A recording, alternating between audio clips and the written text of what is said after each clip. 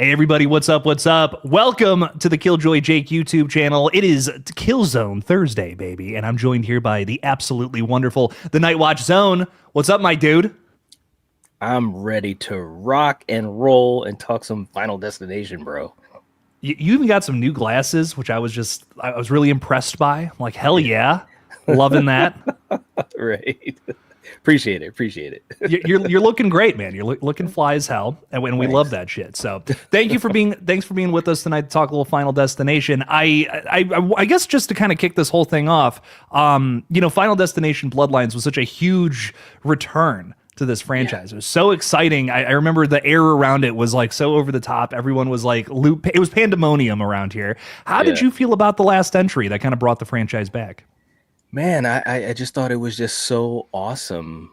There was a nice big gap between, the fifth film and this one. So I was a little nervous because I love this franchise. It's one of my favorite franchises. It's also one of the most consistent franchises of all time. I know we always talk about Scream as consistent up until the last one, but Final Destination, Final Destination has also been very consistent since 2000, bro. I mean, you got to give them some credit. And Bloodlines was great kills. I enjoyed the characters. I enjoyed the story. It was such a great send off for the great Tony Todd, rest in peace. Mhm. I can't lie. When we went to go see it in the theater, you have all these emotions going on, as you're watching a horror movie, and you get to Tony Todd's, scenes and stuff like that. And yeah, got a little teary eyed, because what they did, which was so cool, I think, was they kind of were marrying the story with real life for him. And I thought it was a very respectful way to give him that moment. He earned it. He deserves it. He deserved a hell of a lot more. Yeah. He's literally a legend, and but I'm glad they gave him that moment. And it was cool, man. Bloodlines, it was rocking on all cylinders for me. There's so many great things about the movie. We can go on and on and on. Gummy Thick, which I love that name, is talking about the MRI scene, which was so brutal. Yes. Oh. I mean, a million things I loved about this movie, but I couldn't agree more. I feel like the Tony Todd scene. I've never had a Final Destination film make me feel that that emotion. I was Yeah. teary eyed. I was so sad in that moment. Yeah. And it also feels like it just drives home the themes of this series about, none of us can escape death. It's a sad Right. reality.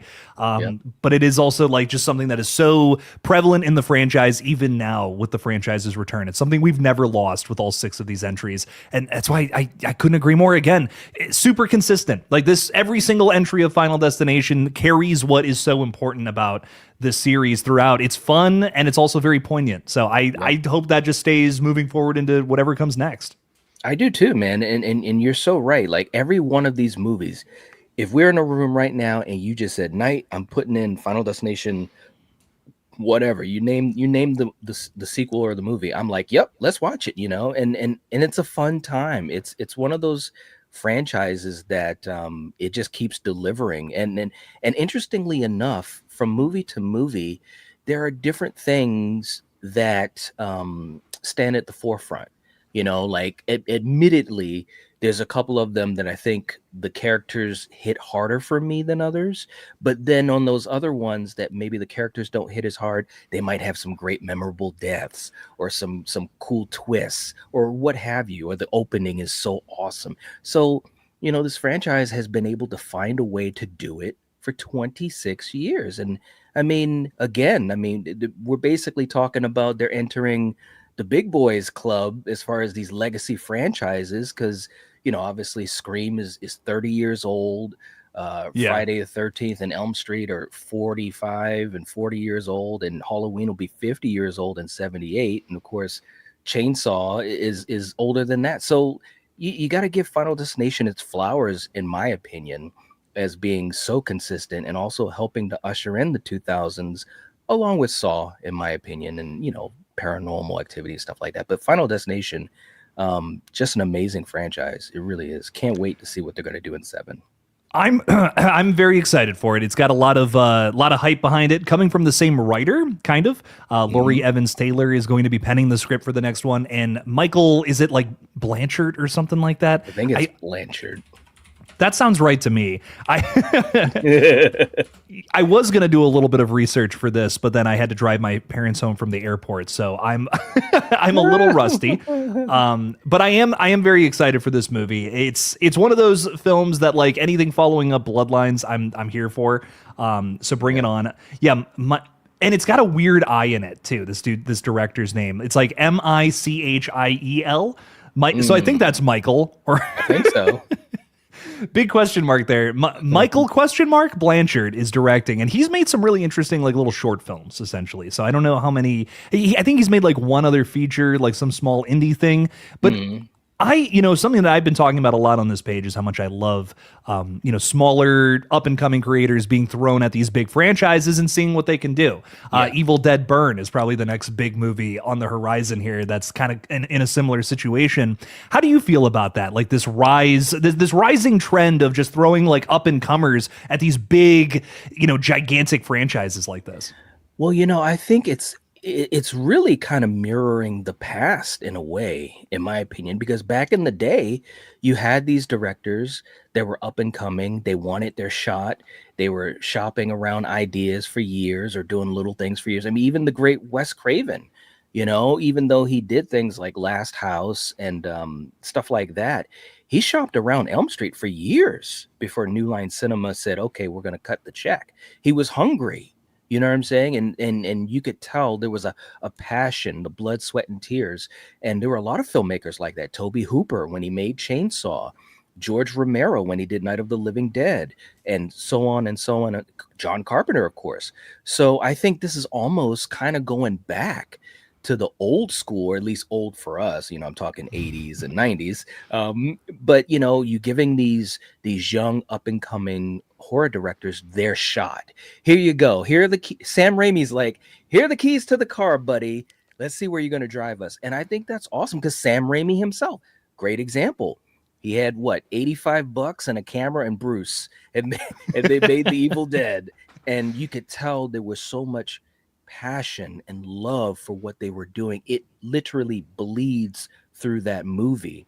And I'm so glad they got that opportunity. And we've seen a lot of these up and coming horror directors kind of in that same vein. So I love it because I think when you have someone in that position, and of course you could speak about it much better than I can, but you give that person a shot and they work their ass off, man. They do the best they can do. I mean, obviously the results can be whatever, but you got to give them credit for putting in the effort. And usually things turn out pretty good. I mean, a lot of these up and coming directors with their first shots. Look at Lee Cronin, I mean, like, wow. I mean, I think it's a great time in horror to give these up and comers their shot. I really do. And a lot of these guys, I mean, they're like household names now. Lee Cronin being a great example. I mean, some people were kind of calling him a little cocky for putting his name before The Mummy, but I think he earned it in a way. I mean, that movie rocks, and Evil Dead Rise. I mean, it's a great installment, man. He did a really good job with that movie. So Yeah.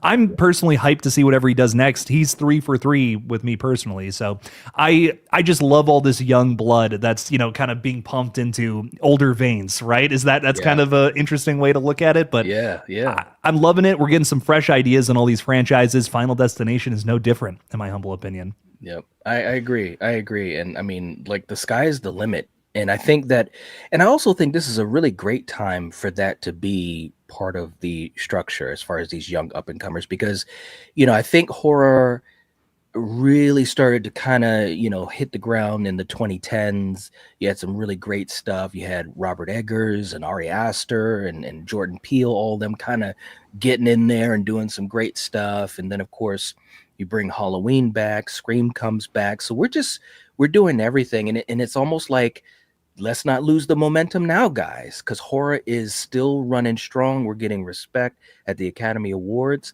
I'm really happy about it because this could really launch us into the next decade of horror and making sure that it stays at a high level.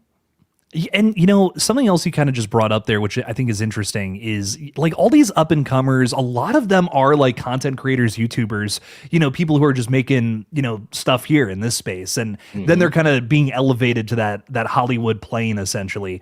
And I think that's something that's really interesting and maybe a way that the industry is going to change in the next couple of years. We're hearing that, Markiplier is trying to find ways to put movies that are made here on YouTube through some sort of service here on this platform. So you don't have to change anything up. You don't have to get like a distributor or anything along those lines. You have a movie, you make it, you charge $6 to rent it. You know what I mean? And like in a way, that's kind of how it should be on this platform. A lot of people are kind of forced to either try to submit it to a film festival, and maybe even after that, if you're lucky enough to get it into something like that, it gets picked up. Fingers crossed. That's a very small chance of making that happen. But then to be able to do something like that here, where you already have a built-in following, that's really fantastic in a way. It cuts out the middleman in all those different areas. It's like, here's my movie, I have a following, check it out if you want. And I love that. I really hope that's kind of the future. I just feel it feels so much more streamlined, so much more easier, less parties involved. Just make your vision and people will show up for it. Yeah, no, I agree. And I think, for all the content creators that are doing great work like that, yourself included, thank you. This, by the way, absolutely, brother. The hard work that you guys are putting into your projects. I mean, you guys have lives, you have families, you have all these other things that are pulling you away, and you're actually able to make movies and actually put your soul into it. And I think it is awesome to get that opportunity because you're already on the platform, and why not? So this could be a great thing. Like you said, for filmmakers on the platform, and maybe that'll trickle down to content creators in general in some way, shape, or form, because YouTube is becoming so like part of the zeitgeist. I hear from people all the time, they don't even watch TV, they're watching YouTube. They're like going through their favorite channels or podcasts or whatever. And it looks as though that's going to continue and maybe even get to be more so as time goes on. And I'm here for it. There are a lot of people on this platform with a lot of talent, like just pure talent. And again, all they need is that opportunity and that platform and that moment. I mean, so it's cool stuff, man. It really is. It is. It very much so is. And I'm wondering how that changes franchises too. Like what's that situation going to look like? Are we going to see a Scream movie or something along those lines, like uploaded to YouTube one day?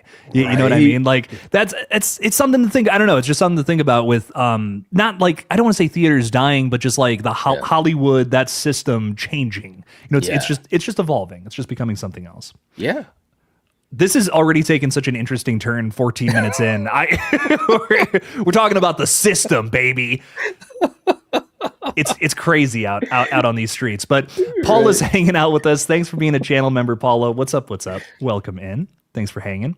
RJ saying, just watched Bloodlines and it still holds up for me. Knight, I want to throw this to you. Where do you rank Bloodlines in the 6 films? Oh, man. I had a feeling that we'd get to this. It's so tough because this franchise is so consistent. Yeah. I would say, without going through the whole list right now, I would say I'd have it at least at number 3. Hell yeah. I think I would have it at least at number 3, and I'd have to think really hard, but I think it's solidly at number 3. I mean, when I first saw it and I was coming out, I was like, uh-oh. That might have been my number 2, because you know how at least I think a lot of us as content creators, we kind of think that way as far as rankings and stuff, because we do that stuff so much. And as soon as I was done watching, I was kind of like, man, that could be number 2. That could be number 2. And that's crazy to say because I love so many of these movies. I love them all, but there are a couple of them they could be in my top 50 horror movies of the 2000s easily. Oh, yeah. I mean, without a doubt, this is a consistent franchise, not just in terms of like how they deliver the kills, but like you were saying earlier, like our characters are really, I mean, in every movie, I think there's at least one character that's like, oh, that person's cool, know? And I that's so hard to come across in movies where, especially each time you get a new set of characters, you know what I mean? Like that is not easy. And Final Destination pulls that off somehow. Yep. Hot take, Bloodlines is my number one. I love it. And walking out of the theater, I was thinking that, and I'm like, I don't know. I got to go back and watch the other ones or something. But all this time later, man, it's been about almost a year since it came out, or Yeah. maybe a little over a year. Was it Yes. March of last year? I thought it was March. I think it was March. It was early. It was earlier. It was like end of quarter one. So yeah, that sounds about right. I think it's my favorite one, dude. It made me laugh. It made me cry. It disgusted me. It did all the things, man. Yeah, yeah. I mean, no, I can't argue that one bit because it was a lot of fun. The only reason that I was even hedging was because, like, for the longest time, man, and I just said I'm not going to get into the ranking, but I got to go a little bit. For the longest time, man, I've just always had this connection to two. You know, Oh, yeah. just the opening scene, and every time I'm behind log trucks, I really enjoyed the characters, and they were kind of working together-ish type of thing, and it was like it was just cool how it all just unraveled. I have a really soft spot for 3. I think 3 is bonkers fun. Love the cast. Mary Elizabeth Winstead. I mean, you can't go wrong. 5 was a revelation. The original was great. So, you know, I'm all over the place, but I definitely can't argue with Bloodlines being number 1. I can't argue that whatsoever. 2 is the most iconic, though, easily. I mean, oh man, that's a movie that even non-horror fans can recognize because of the log truck scene, you know? Yeah. I mean, that says something right there. You know what I mean? True. Just one sequence of terror just being that stuck in people's heads, whether you've seen the film or not, like, you know that scene, and it's crazy. I love shit like that. But RJ, I love Bloodlines. It might be my favorite, which is crazy to say. It really is crazy to say because this is a franchise of fantastic movies. Even part 4 is watchable. Yes, it's fun. Listen, 4, and I think you and I have even kind of touched upon this in a couple of Killzone episodes. 4 has its issues for sure, but there's some fun moments in it. The swimming pool death, the car wash near death. I mean, there was some cool stuff in 4, and I have fun with it still, even though I will say it's at the bottom for me. For sure. I can disclose that, but it's still a lot of fun, and I've watched it a bunch of times over the years. I love George in that movie too. Yes. That's the character for me from that movie that I'm just like, hell yeah. Every time he's on screen, I'm loving every second of it. So there's again, if even at your lowest, Final Destination can still deliver in some regards. And I'm just like, hell yeah. Okay. Yeah. You know, great. Man. Yeah. And, you know, the funny thing, well, it's not funny, but the thing about 4 is the inspiration for that racetrack tragedy. It was a real tragedy that they basically paralleled it from. And because I had done a video on Final Destination 4, or the Final Destination as they call it. And so I was doing research, and I actually saw, you know, the tragedy at a racetrack that happened. And bro, I'm telling you, because, you know, when you watch these movies, like any of these Final Destination movies, your mind is so fixed on movie. It's a movie, but in this particular case, this was ripped from real life, basically, you know, at least the guts of it, no pun intended.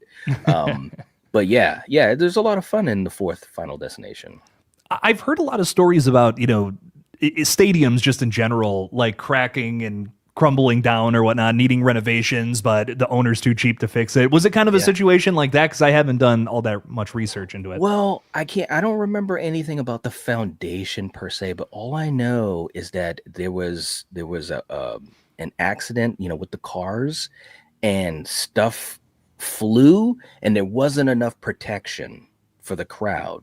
And, you know, and I'm not trying to make light of it whatsoever, because it was a tragedy, so I do respect that.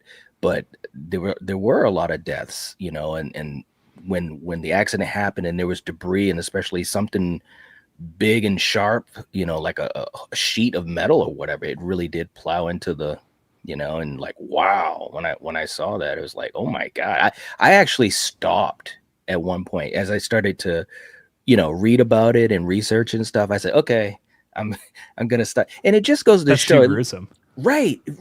But yet I'm a horror fan, right? But it's like, but this is real life, so I didn't want to trivialize it, you know. But that's the interesting thing about horror though, because like I know it's fake because it's a movie, but like the Right. moment you start, like true crime fucks me up, dude. I Yeah. don't know. Some people don't have this like feeling or whatever. They eat up all the scary stuff they possibly can. But like if you're like this is actually based on a true story, that fucks me up like to It my does. core. True crime gives me nightmares. Where like a horror film, I can like I'll watch Art the Clown rip people to shreds all day, whatever. But you show me a true crime story, dude, I'm ruined for the rest of the day. Right. No, I know what you mean, man. Anytime I see those documentaries or even some pieces on Dateline or whatever, and Yeah. all of a sudden I can feel the hairs on my neck stand up a little bit. And it's and I know we're going off track, but it's something when you think about just the heart of some people, how it could be so cold and soulless. And I think that that's where some of that horror comes from, because I mean, like you said, I can watch Art and Jason and whoever else do whatever they're going to do, and it doesn't bother me. But when I hear these real stories, and real people involved, and just the depths of horror in real life, it's like that can definitely affect me. 100%. And I do think that is part of the reason why Final Destination is so effective.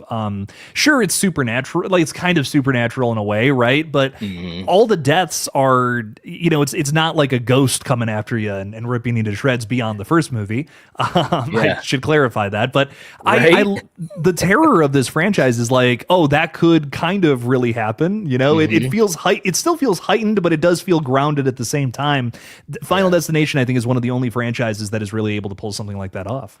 Yeah, it rides the line for sure, and it does a great job. Because, like you said, when you're watching these deaths, I'm sitting there thinking like, "Ooh, yeah, oh, that could happen," and just that whole domino effect. It's just kind of like, ooh, it just gets to you. It really It does. does. It's so much fun to watch, though, and I think that's why we're getting a seventh entry, right? So, Yeah. Erica, thank you for being with us tonight. Thank you for being a channel member and modding. We appreciate you a ton. Non-Bara, what's up? What's up? Hi, hello. Hey. Thanks for talking a little Final Destination with us. Kelly's also here. Thanks for being a channel member. Hey everyone, happy Killzone Thursday. Let's go. Let's do it. And Do we it. do want do it.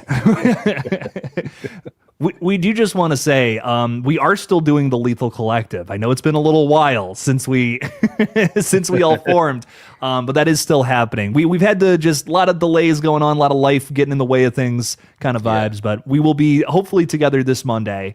Fingers Yes. crossed. Fingers are crossed. When you just said we're all gonna form, I started having these visions of Voltron and stuff, man. I'm just saying. We're all gonna piece together and become a giant robot. It's crazy. Oh man, you gotta love it. I need an animation. That should be our new opening or something. My That would be so God. good. Dude, that would be so sick in a cool way. It totally would. Oh my Yeah. god.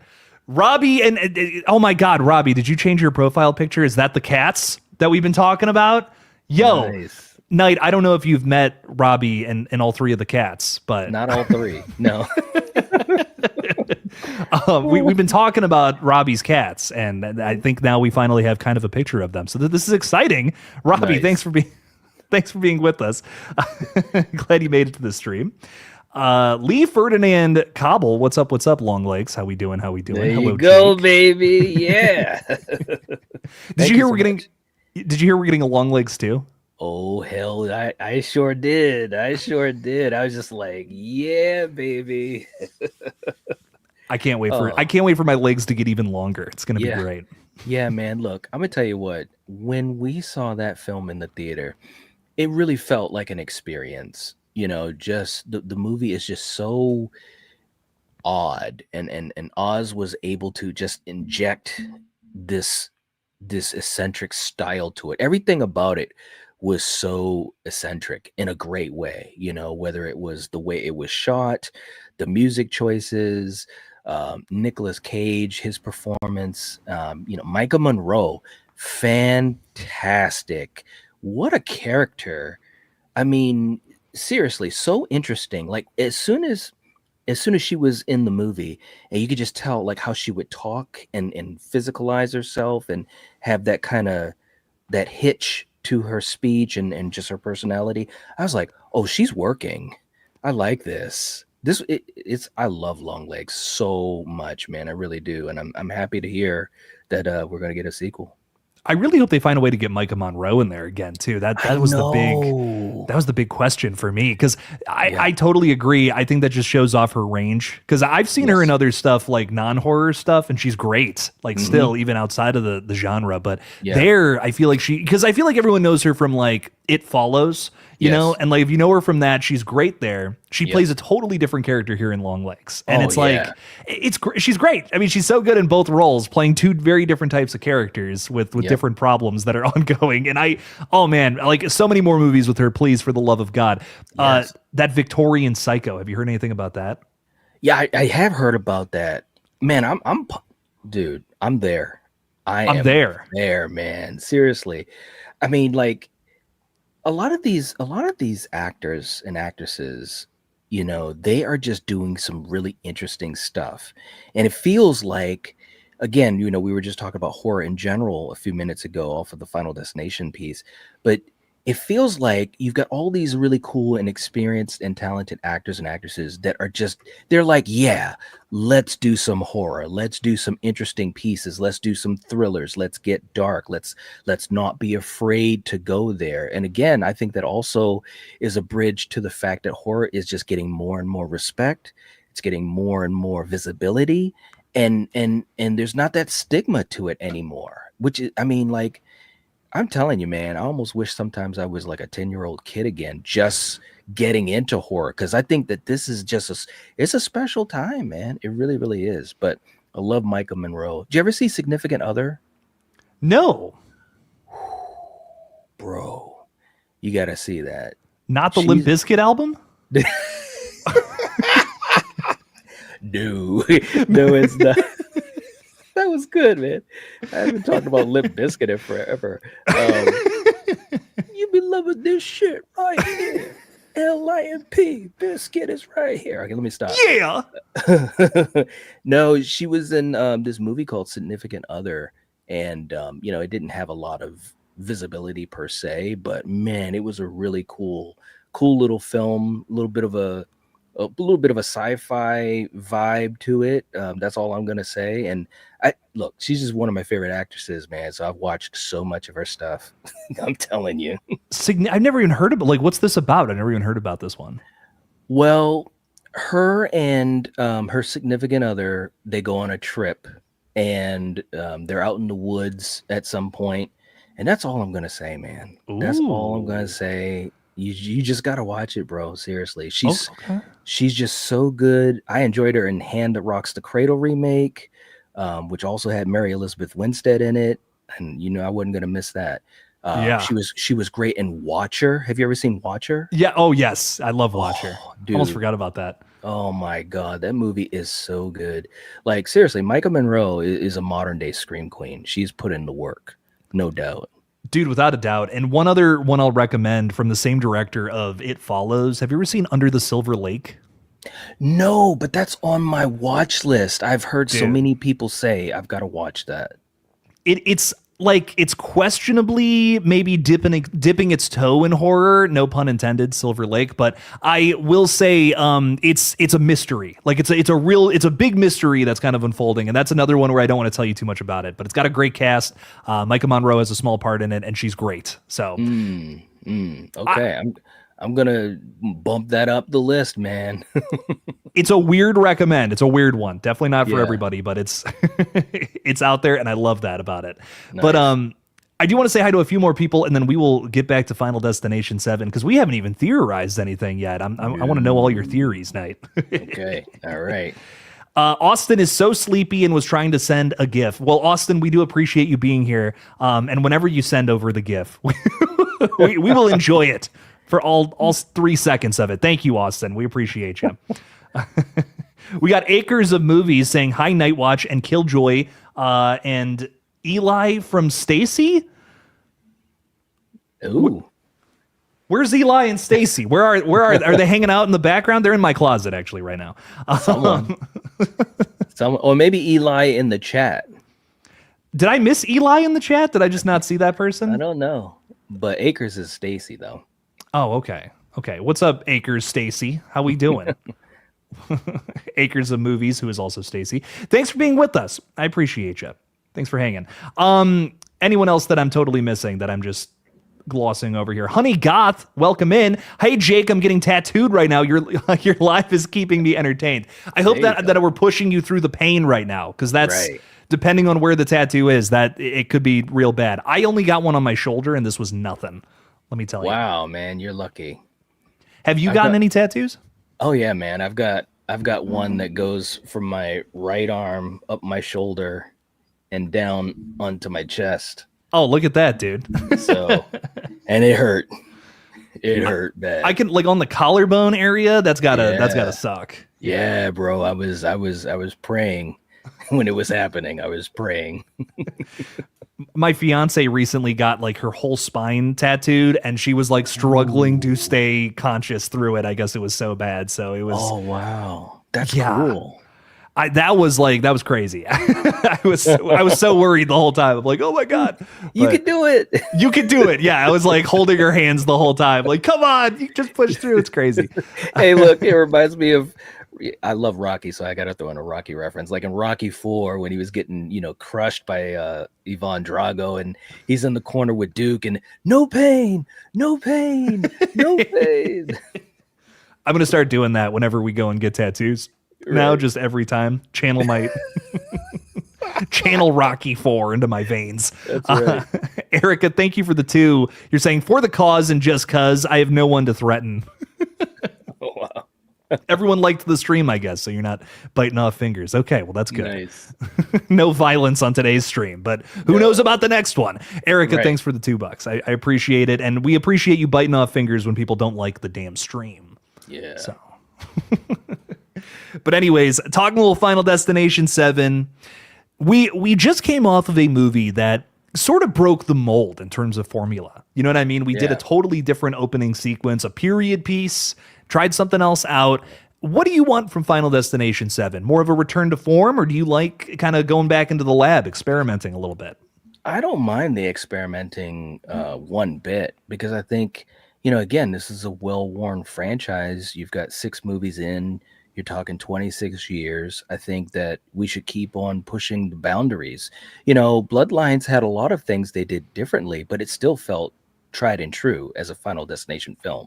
So to me, if it's me who's, kind of controlling where the ship is going, that's what I would want to do, is to try to find a way to keep, pressing forward while still feeling like it's a true movie in the franchise.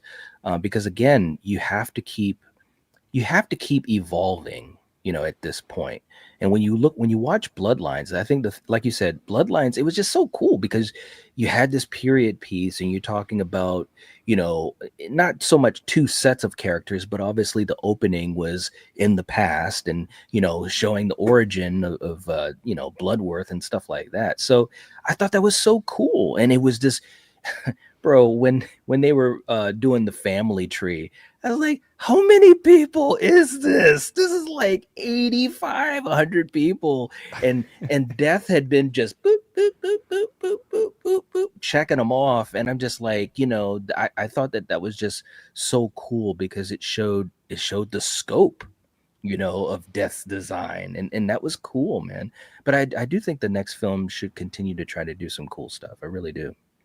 Yeah, 100%. I love the idea of, just essentially like keeping it tried and true. There's nothing wrong with experimenting a little bit, and Bloodlines did such an excellent job with that. Yes. But I don't feel like it ever forgot to keep the same staples of what this franchise is all about throughout the entire thing. And for me, at least, as long as they keep that, I'm down for whatever the setup is going to be. I actually kind of Bloodlines felt really fresh to me for not just doing the same thing, but also just but still keeping those same themes in order. We're still having crazy kills with elaborate setups. You got to have that. You got to.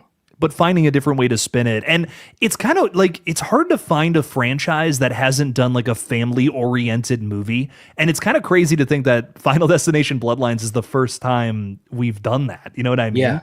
Right.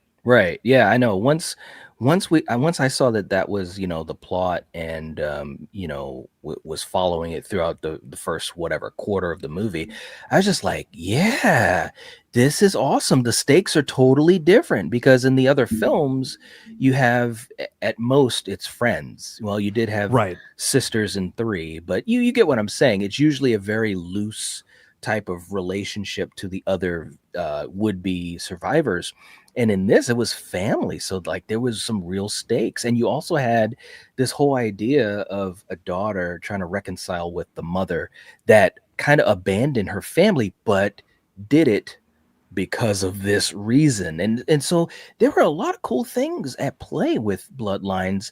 And I really marveled at the fact that they had multiple layers like that, because like I said earlier in this stream, when we first heard about Bloodlines and we heard about some of the stop and go that it had with production, and there's some concerns here and there, I was nervous at first, until I saw the trailer. And then when I saw the trailer, it's like, oh, okay. And then all of a sudden my confidence rose up like 40%. I was like at 90% before even going to see the film at that point, because the trailer really locked me in. So yeah, the whole family thing was great.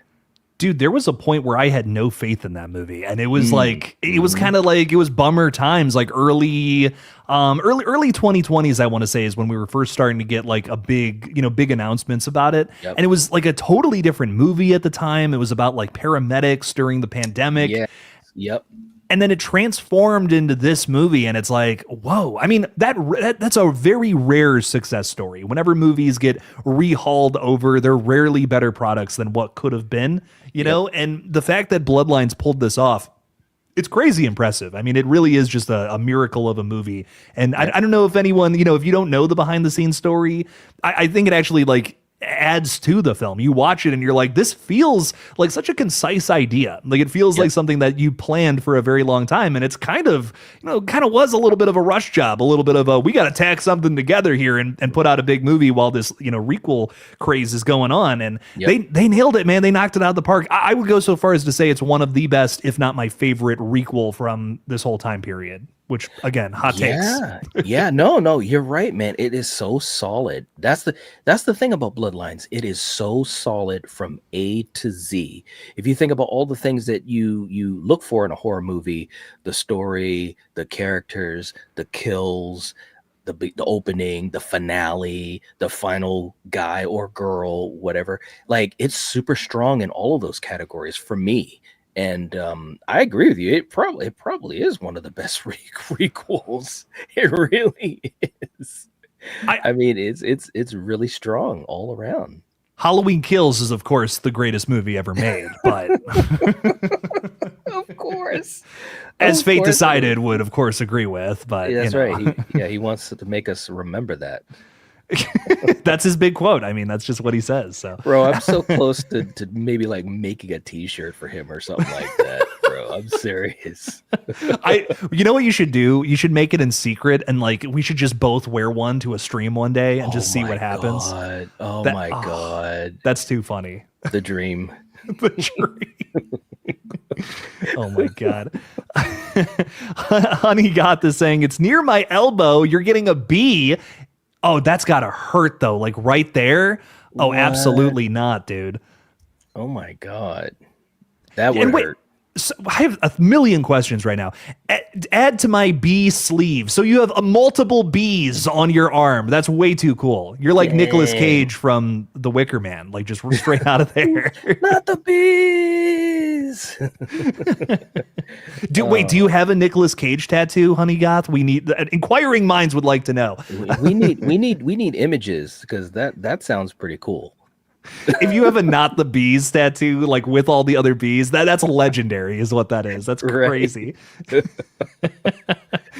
pain's a 6 right now. I'm so sorry, but it's going to be worth it because it's going to be sick as fuck. Honey Goth, thank you for being with us. And beware of the bees. Beware of the bees, man. Talking Star Wars, thank you for the 5. We really appreciate the support. Will Kimberly from Final Destination 2 appear in 7 as a mentor to the new group? Knight, Sadly, we no longer have Mr. Tony Todd, who has been in almost all of these movies and added such a great layer to them. But as the franchise continues forward, will Kimberly be the one to warn our group about the incoming deaths? Well, that was one of my theories that I was going to throw out there, which I mean, I don't know if I should even say it's a theory, but maybe it's a hope and dream because I thought that Kimberly was a really fun character in two. As far as I understand it, AJ Cook has they have reached out to AJ Cook, and I haven't heard anything solid beyond that. But I think why not? Why not? Because look, you've got a character who and also was kind of referenced in Bloodlines as far as figuring a way to do it, whatever. Why not? I think that would be great. One of the things I loved about two also was the callback to Ali Lauder, her character of Clear. And it was cool seeing her come back, man. It was kind of like, yeah, so I think it would be so cool. Two, like I said, two for me has always been at the top because there's just so many great things about it. And if they're able to have any connection to it with AJ Cook or what have you, I think it's a smart idea. I really do. That would be so cool. Bro, I'm just saying right now, I'd be so hyped if it comes to pass that she is in Final Destination 7. I'm telling you.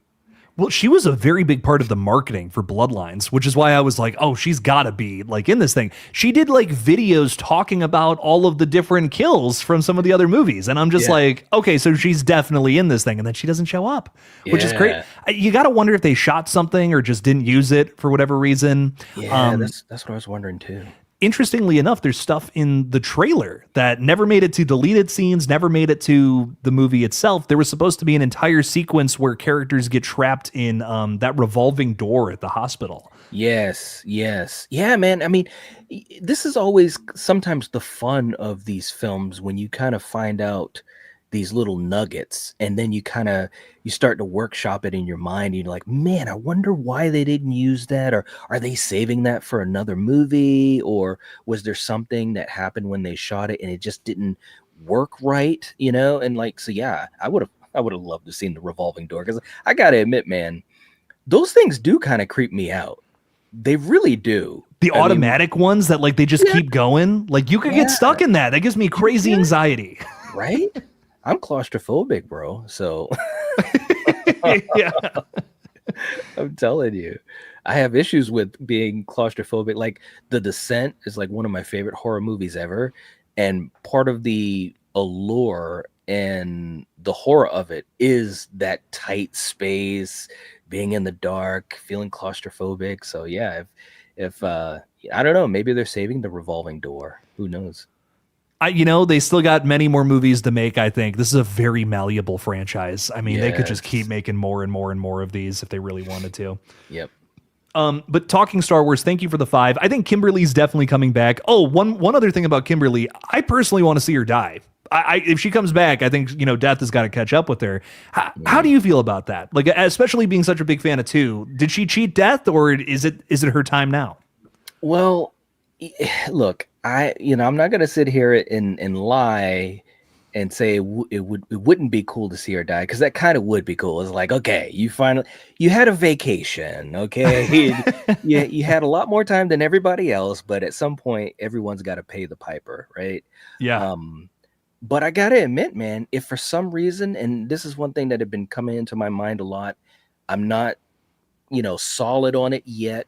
But if she does kind of take that type of spot that Tony Todd had, as far as just kind of just the person with the knowledge, maybe a little whatever you want to call it, creepy and so forth, I'd be here for it.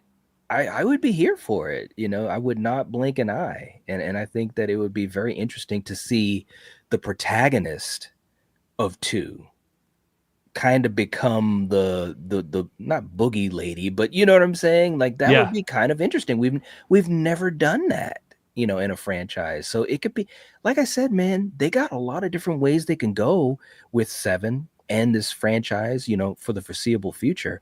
And it's exciting stuff. They could do some really interesting things that haven't been done before in a franchise. Yeah, and I wouldn't mind that either because I think that's a nice through line to the original series in a way. You know, Yeah. Final Destination feels very different now than it did when it first started off, and Kimberly could kind of be that gap. You know what I mean Yep. to bridge it. We're always talking about Scream on this page and talking about how there's too many legacy characters. You keep reminding us of the past, we get it, but Final Yeah. Destination's weirdly in like the opposite spot. You know, Right. like we had Bloodworth come back in Bloodlines, which was great. Yep. But you know, now obviously we don't have that. What is our connection to the original series, or is Seven Right. just going to be its own standalone thing? Right, right, right. Well, and and you're right, as opposed to something like Scream, um, it's not built on the characters, from movie to movie. There's no carryover really. I mean, yeah, again, Clear was in one and went to two, and maybe Kimberly will come back, but I don't really count Tony Todd because he was always kind of on the outside, the creepy, kind of like the crazy Ralph type of character, and that then that's a great thing, the Harbinger. Yeah. So I don't really count that, but Bloodlines, I think I'm sorry, the franchise itself, I don't think it would hurt it at all to kind of, get a little nostalgic with having Kimberly come in, and even if it's just for this movie and she dies, or if she comes in and she's kind of, the baton is passed to her to be that bridge. I think it works well because the thing about Final Destination is, and my brother used to say it, uh, death doesn't lose. It just Yeah. really doesn't lose. I mean, so it would actually kind of be a fresh thing to have this final girl come back and do a little good stuff. Well, and I think death is less of like a person, more of a force of nature. You know what I mean? It's Yeah. like you can't beat that. There's no way of beating that. And this is characters just trying to essentially extend their life. Like eventually it's going to catch up with them, but it's like Yeah. how much longer can I live for, essentially? And I Right. think in a way, I think that's why Final Destination is just so relatable because it's like Yeah. we're all in that position whether we like it or not. You know? Yeah. Yeah. But I love that about this series, and I'm just excited to see what they do for the next one. And if Kimberly comes back, I would love to see AJ Cook again in this role. She's a phenomenal actress. Would love to see more of her in this franchise for sure. Yep. Yep. I totally agree. Talking Star Wars, thank you for the 5. I really appreciate your support. Sueberry is saying, have you read the Final Destination novels? I gotta say, I gotta do a little shout out here because I do appreciate y'all for checking out this video. Biggest video I've ever put on this page was talking about the Final Destination novels, and I greatly appreciate you all for watching that. And yes, I've talked a little bit about how the movies have already borrowed some ideas from the novels, and Bloodlines even did that with its elevator kill, if you remember. That is a direct homage to one of the books that takes place in Las Vegas, where a bunch of characters get into a glass elevator and it falls to the ground and everybody dies. Oof. So that's like basically right from the book, which is nuts. And Final Destination, I think it was Final Destination 4 that takes another kill and I can't remember which one it is off the top of my head, but the bathtub. You know the bathtub scene in 4? Oh yeah, yeah, yeah, yeah, yeah.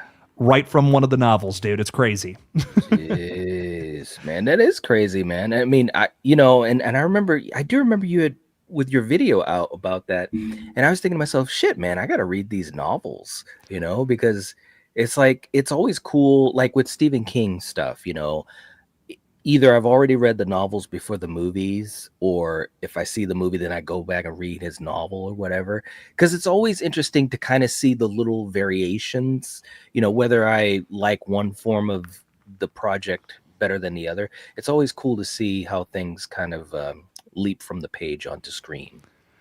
And it's so interesting because the novels definitely take a different direction with the concept, like what you're talking about. There's an entire novel, from what I remember, where death is a physical person and comes to the person who had the premonition, and everybody's dying. They're trying to figure it out. Death strikes up a deal with the premonition character and says, "If you just kill all of your friends, you can live." And she's like, "Okay." And however you feel about that, it changes the dynamic of the story entirely. So it is something interesting. I don't think that's a better way to take it, but it is an interesting idea to throw out there. Yeah, it is, man. I mean, again, it's when you think about the whole idea of death, and especially if you know that you're going to die, like we've seen in all these movies, the premonitions and all that stuff. It's really dark stuff, man. Because like what do you do? How does that affect you, like mentally? And I think some of the movies I think have handled that very well because, I mean, just imagining that myself, it would literally drive myself crazy. Having that knowledge or even that fear that it's imminent, like it would totally mess with me. And so I think that that's another cool thing about this franchise that it's able to do that most franchises aren't able to do. It's what makes it fresh, and stand out. There's no other franchise like Final Destination. Final Destination really is just the fear of knowing exactly when you're going to die. You know what Yep. I mean? That's really all it Yep. comes down to in layman's Yep. terms. And I think that's like, again, just another brilliant element to it. It's something that, again, is coming for all of us. But when you know when it's going to happen, the whole idea of like, well, here's the order it's going to happen in, and you know where you're at in that line.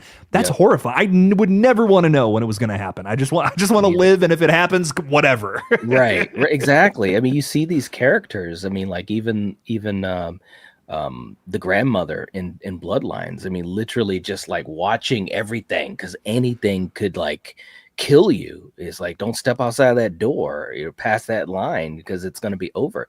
That's horrifying to think about. Like, dude, you can't even relax. No. It's like, geez. How was she sleeping all that time? Right? Yeah, exactly. Ain't that the truth? You're sleeping with one eye open. Just anytime something starts to move, you're like, no, no, no, no, nope. Right. That's crazy. I couldn't live like that. That's hell. That's literally hell. It is. Agreed. Fort Misery, though, is saying, wasn't there a newspaper reference of Kimberly in Final Destination 3 where it said she died? Or am I not remembering what the paper said? Yeah. Now, it's a behind the scenes extra, right, Knight? Is that what it is? Yeah, it was I think it was a deleted scene, or maybe it was an extra or something like that, where I think it was a wood chipper or something, her and the sheriff.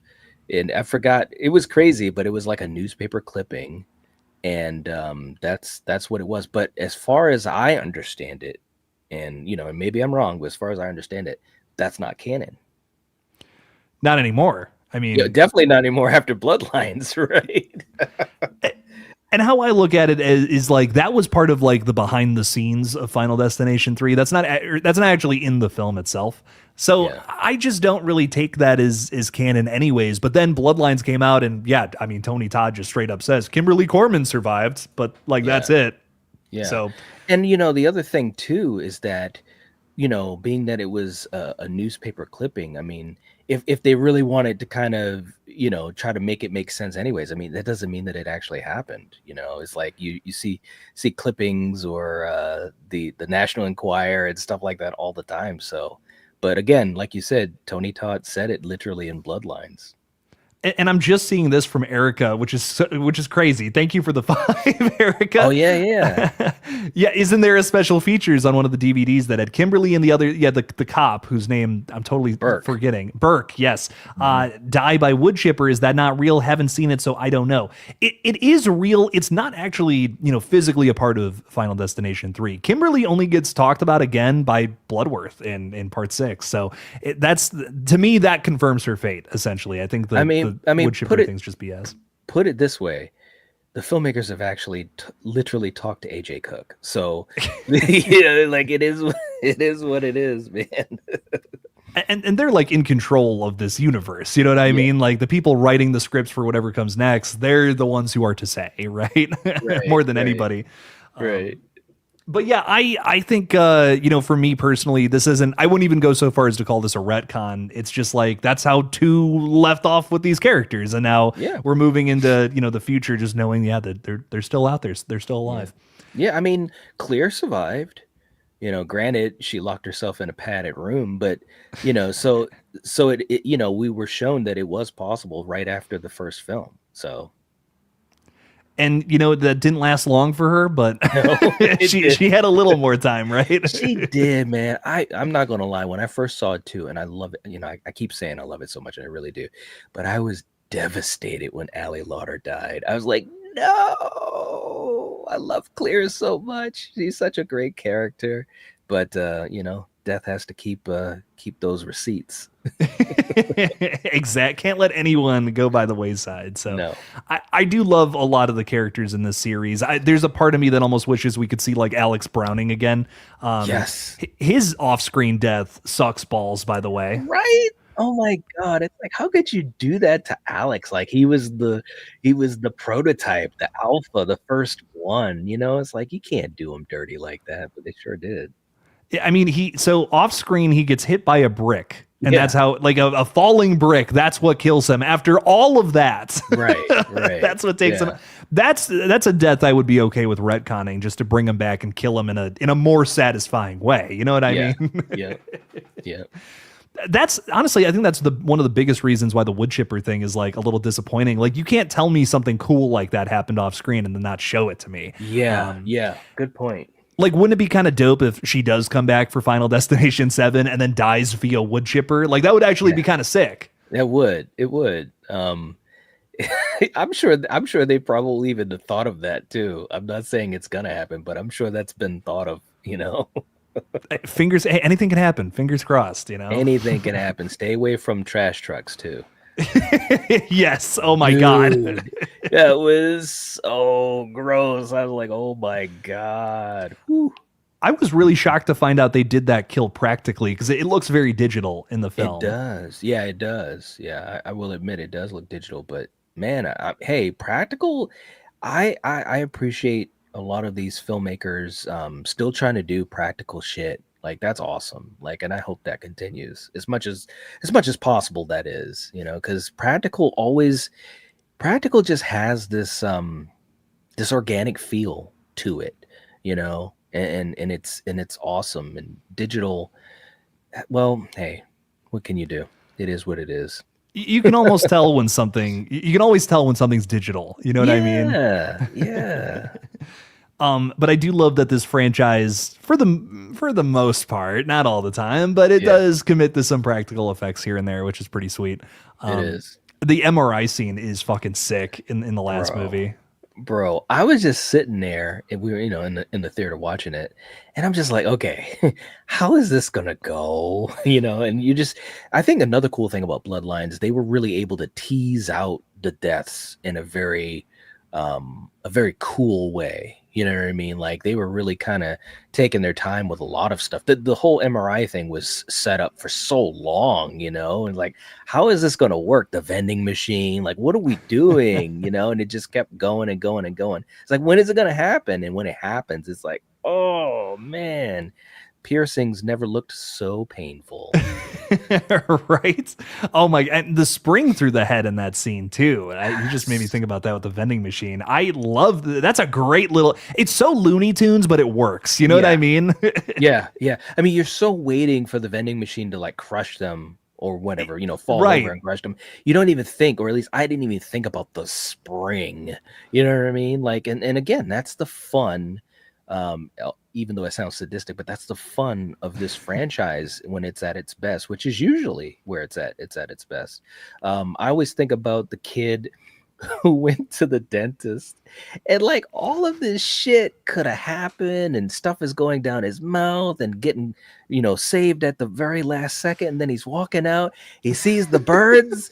Hey, look, we've all done that before as kids. And he just starts squawking at them, and next thing you know, boom, and it looks so gnarly. Oh my god, that's the funniest fucking scene in this whole franchise, dude. Probably. I like that. It makes me laugh every time I see it. And I think that is part of the very necessary and important formula of this franchise, though. If it wasn't a little goofy, there wouldn't be any levity to it. It would just be all these innocent people dying, you know. And if it didn't have that, I think it would be too dark, because that to me is the great balance of this series. And it's morbid as fuck. I mean, that is a child dying by a very terrible accident, but it's so funny. Yeah, it is. I mean, all that shit in the dentist was just all this setup. I love that. I love that, man. All the setup in 3 with the football player, you know, and like all this shit's happening in the gym, and water by the cords and this and that, and he's like, all I do is win. Oh, and then boom, and it's like, oh my god, that was so awesome. It's like, what's going on? Dude, yeah. Uh, I love that about this series. Great setup to some solid punchlines. yes, but yes, but yeah, you gotta love that. It's funny as hell. Erica, yep, thank you so much for the 5 again. We really appreciate that. And this is this is a crazy love one it, too. love it. Talk about levity. Tanning bed deaths were the worst to watch. It's so I mean, these two again innocent girls are getting burned alive in these fucking tanning beds, and then we Yeah, do this insane match cut where it's the tanning beds to them the in graves. coffins. Yeah, it's oh my Yeah, god, it's so funny. yeah, man. I mean, it's funny too because that was one of the signature deaths to me in part three. And I did a video, I did a Why You Hate on Final Destination 3, and researching it. It was just a lot of cool stuff, man. And the director was talking about how they wanted to make something that was just so normal for kids, especially young ladies that obviously they love to go tanning, and how they wanted to set it up, and described it like a punchline, like a joke. You have to set it up the right way before you actually get to the kill. And they sure did, man. Like little things that just kept adding up and adding up. And then, of course, the choice to play Love Roller Coaster, to kind of just amp it up even more to a crazy level. And it's like, man, it's a great scene. It's a great scene.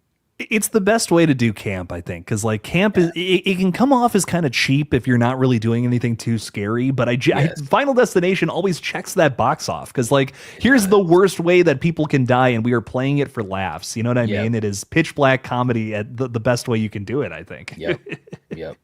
Oh man. We also have Piano Like a Boss. What's up, my Yeah. dude? I love that. I think a cool intro would be at a zoo. I want to throw Ooh. this to you, Knight. Zoo animal attacks. How do you feel about that in Final Destination? It's a controversial subject, believe it or not. Yeah, I mean, I don't look. It would be interesting to see for sure. That didn't really come to my mind, but I'd be okay with seeing it. I mean, obviously, you're right. There could be some controversy to that, when you're dealing with animals and so forth. But hey, it definitely would be fresh. My thought is other things like, what if you were like at a concert? Like some tragedy at a concert or something like that. Something that's even more you just say to yourself, how could it happen? And then of course they play it out for you.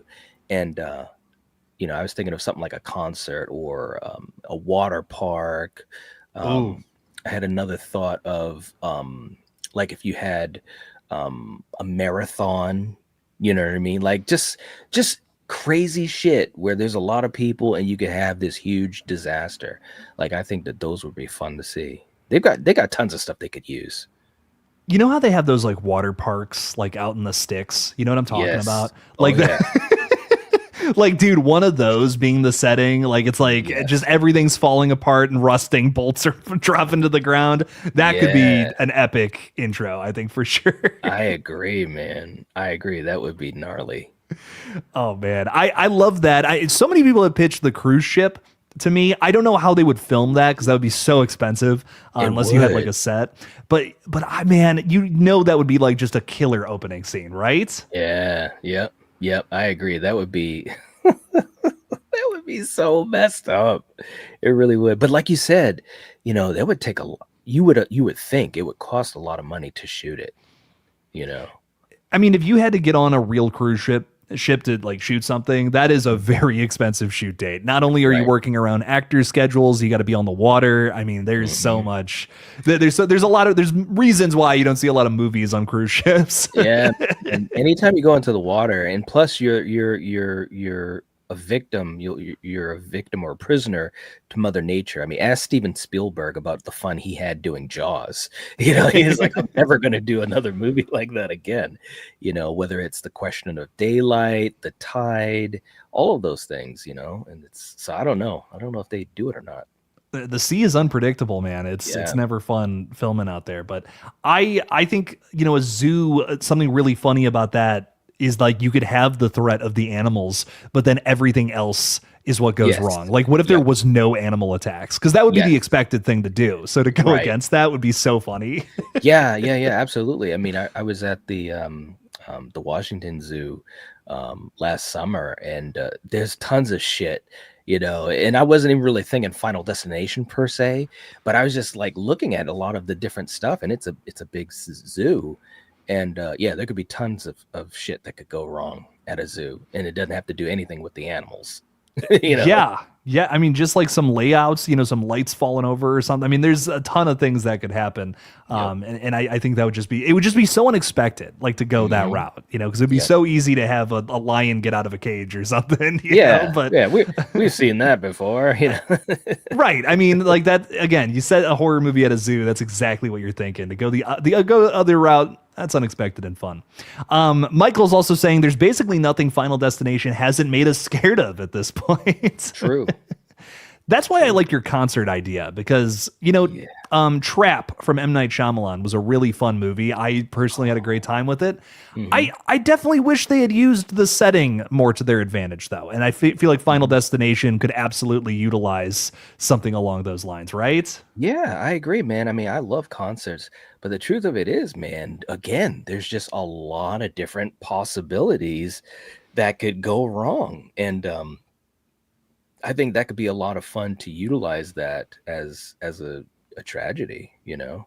But Trap was really good. Shout out to Josh, man, because that was a good it was a good movie, man. It's a good movie, man. It gets a lot of crap because the It ending is does. so ridiculous. But It man, is. that's my favorite M Night Shyamalan movie in 10 years. Like straight up. Yeah, yeah, I think, geez, I never really even thought about it like that. It probably is for me as well. And I'm an M. Night fan. I know we've had some downtimes with some of his movies, but I just I like his creativity, you know what I'm saying? And when Yeah. he's on, I feel like he's really, really good. But I agree, the ending of Trap, we started to go off the rails a little bit, but just it was just such a fun movie in a way. And seeing Josh Hartnett portray this type of character, I'll tell you this, I wanted to see more of his character because he was just so good in that type of a role. And throughout the whole movie, man, he's just like on the edge of just like, you could just tell his mind is racing to try to keep his secret, to try to find a way out of the trap and all of this and that. And it was just so much fun. It really was. I totally agree. Watching him work in that first half of the movie, I think is Yeah. like the best part of it because Yep. that's because he knows he's fucked. It's like how do I get out of Yeah. this? And that's so interesting to Yeah. me. So there's a lot to love about that film. And I just think his M Night's style, especially, is Hmm. something that in every one of his movies I've seen at least really works for me. The way that he typically goes about doing things, it's always very over dramatic, and I Yeah. love that. You I do know. too. I He do just too, man. he finds a way to make that work so often. But Yep. Final Destination. Any last thoughts before we sign off for tonight's stream? Because I'm just we got a Yeah. big movie on the horizon here coming in 2028. Is there anything else that you want to talk about with it? I mean, I'm just like you said earlier, and I echo this. I'm just hoping for the best for it, and I think that if they can have a good part seven, this thing could be opened up, just like Evil Dead, just like how Predator has come back, even Alien. It's like a new phase for these long-standing franchises. And I'm excited about that, man. I mean, like I said, these are franchises that are heading into the old man club, and then I'm here for it. But I really am curious to see what they're going to do with the opening. I'm really curious to see what the plans are for Kimberly. I would again love to have her come back. I would love to have her come back and be, it's funny because Tony Todd kind of played that devil on your shoulders. What if she comes back and she's the angel on your shoulders? You know what I'm saying? Like, it sounds cheesy. I'm not saying it's the best idea ever, but I love that character so much, and it could kind of be that balance to Tony Todd, and it's almost like you're still kind of paying respect to Tony Todd in a way because she's kind of on the opposite side a bit. Maybe instead of being creepy, I don't know. Maybe she's like just helpful and whatever. It could be silly, but I'm just excited about the possibilities that they could do with this film. And like just the idea that she's someone who has escaped death, she is genuinely trying to help them. Not like, and Bloodworth, I don't know if he's always trying to help our characters. Can I be honest? Like there are Right. times where it's like he's being too cryptic about it. I think he Yeah. kind of enjoys this a little bit. Yeah. He definitely was trying to add to the confusion a little bit, and I loved it, you know. And it was just seeing Tony Todd in that role, like. And I've always said this. Maybe the only criticism I could have of Final Destination is I kind of wish that he could have gotten a little bit more time. You know what I'm saying? And maybe have um, gone with his character a little bit more. But overall, you know, I'm still happy with what they did for him because, like, every time he showed up, it was just like, oh man, it's somebody's ass now. You know what I mean? And that was just a cool little wink that all these films had. And like I said, I'm not saying they have to, you know, have Kimberly be the replacement. But I'm just saying, you know, it's kind of like on the opposite side of things because she survived and now she has the knowledge. So I think it could be a fun thing if they choose to do that. And if they do, I'm here for it. I 100% agree. I really hope to see her in the next one. It would be fun. Just alongside some really good and well thought out kills, because that's another Yes. big, very important element of the series. I want to see some crazy setups and some insane knockdowns. Yeah, that's right. I agree. Guys, make sure you're subscribed to the Night Watch Zone. He rocks and he makes some really damn cool videos. Do you have anything that's like coming out lately that you want to talk about? You know, I've just been trying to just have some fun, you know, kind of like you. It's always interesting working schedules and stuff, but I'll be streaming on Saturday night and just catching up on a lot of stuff. I haven't had a chance to really do a lot of live streams in the last week and a half. So I'll be catching up on stuff, talking about some stuff that happened in CinemaCon. And, you know, we got a lot of great stuff coming up. Clayface just dropped. I did a reaction to that, and that looks pretty sick. So I'll be talking more Clayface. And yeah, it's just, you know, the same old thing. And then we'll be hanging out with Fate on Monday for the collective. So I'm excited. Hell yeah, man. Lots of exciting stuff coming up in the future, ladies and gentlemen. Make sure to check it all out. So much love to you all for hanging out with us, talking a little Final Destination. I don't know if I'm going to be live tomorrow, but what I will say is a new Dexter video is dropping tomorrow, the season finale of season 1. We're finally to it. Yeah. Night, I just watched it and I fucking cried. Bro, isn't it brutal? It's so good. It's like one of my favorite shows on television already. Right? It is such a great show, man. Like I said, I was just so excited for you to go down this journey. Oh my god, I can't wait to get through I just can't wait to get through more of it because wow, I mean if that's season 1, I'm just so excited for whatever comes next. Oh It's so good. But guys, thank you so much for hanging out with us tonight. Thanks for talking Final Destination. And as always, don't forget to kill it out there, y'all. Goodbye. Goodbye.